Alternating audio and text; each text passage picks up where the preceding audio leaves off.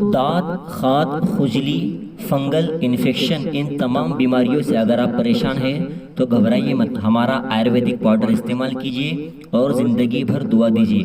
اور ایسی تمام بیماریوں کے لیے اگر دیسی آیورویدک دوا آپ کو چاہیے تو ہمیں کال کریں۔ حافظ ارمان، حافظ عبدالرحیم۔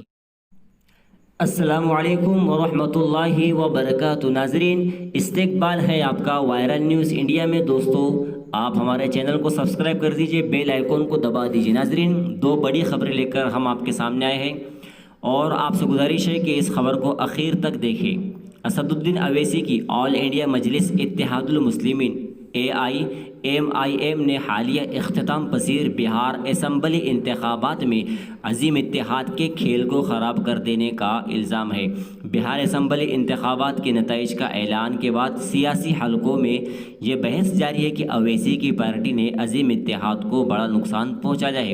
آئندہ برس مغربی بنگال میں اسمبلی انتخابات ہونے والے ہیں اور اویسی پہلے ہی اعلان کر چکے ہیں کہ ان کی پارٹی بنگال کے انتخابات میں بھی حصہ لے گی۔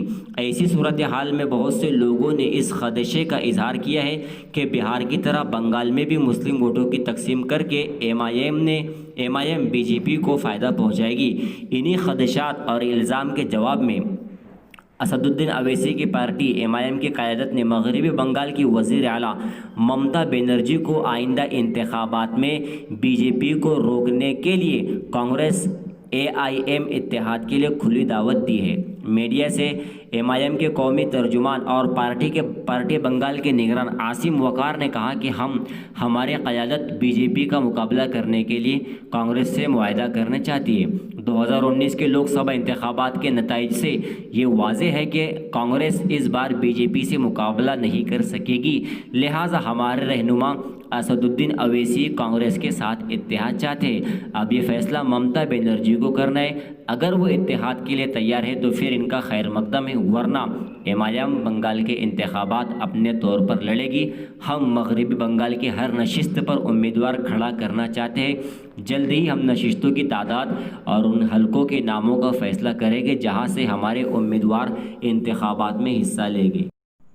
ناظرین، دوسری بڑی خبر ہے کہ حکومت مہاراشٹر نے ریاست بھر میں مسجد، مندر سمیت تمام عبادت گاہیں کھولنے کا فیصلہ کیا ہے اور اس پر 16 نومبر سے عمل کیا جائے گا، لیکن ماسک لگانا لازمی اور ضروری ہوگا۔ وزیر اعلیٰ ادھو ٹھاکرے نے اعلان کیا کہ پیر کو تہوار کے موقع پر ریاست میں مندروں، مسجدوں سمیت تمام مذاہب کی عبادت گاہیں کھول دی جائے گی۔ اس سلسلے میں شہریوں سے اپنی اپیل میں وزیر اعلیٰ نے کہا کہ دیوالی پر کورونا کا اثر ختم ہو گیا ہے۔ کورونا وبا کی وجہ سے جہنم جیسے حالات پیدا ہو گئے ہیں، اگرچہ یہ عافیت آہستہ آہستہ ٹھنڈی ہو گئی ہے۔